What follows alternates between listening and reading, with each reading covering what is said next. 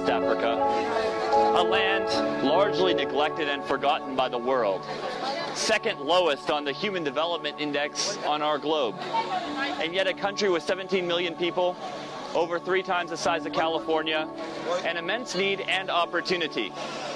This is a country where in a good year, 20% of all children will die before they turn 5 years old because of malnutrition and malaria. And a good year is about 2 to 3 months of famine.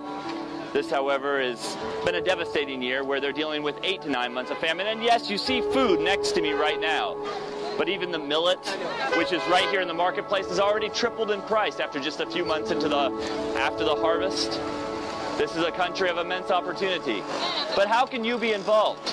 In the next few minutes, we want to give you a taste of what this country offers, how we can pray for it, and what God is doing.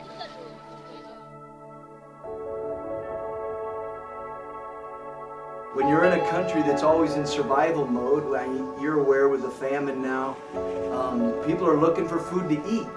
So how are they going to then be able to transition to the mindset of how can I be able to take responsibility not only for me and my family to have food, but how can I take on the responsibility of the church to make sure that we're evangelizing and we're making the means to be able to disciple and all these things. Every day in our world, over 30,000 lives are lost due to hunger-related causes. That's more than AIDS, traffic accidents, global terrorism, and all forms of cancer combined.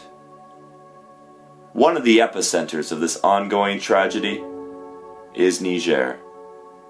In Matthew 14:16, Christ told his disciples they do not need to go away. You give them something to eat. The question is, do we care enough to act?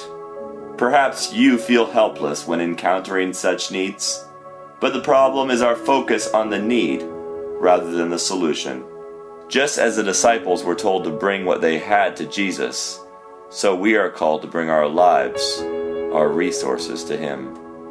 If you feed them and they live but then they die without knowing Jesus, what have you gained? Through partnerships with local churches and workers on the ground in Niger, along with believers around the world, primarily youth, all-night prayer meetings have been established, sacrificially financial gifts were given, and full-time workers called to come serve these precious lives.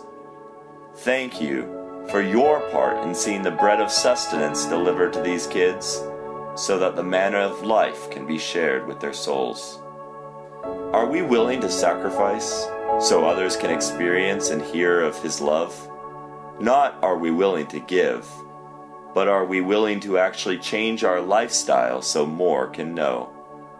Let us give up our time, which is invested in frivolous and worthless activities, and let us labor in prayer that lives would be spared and souls would be saved.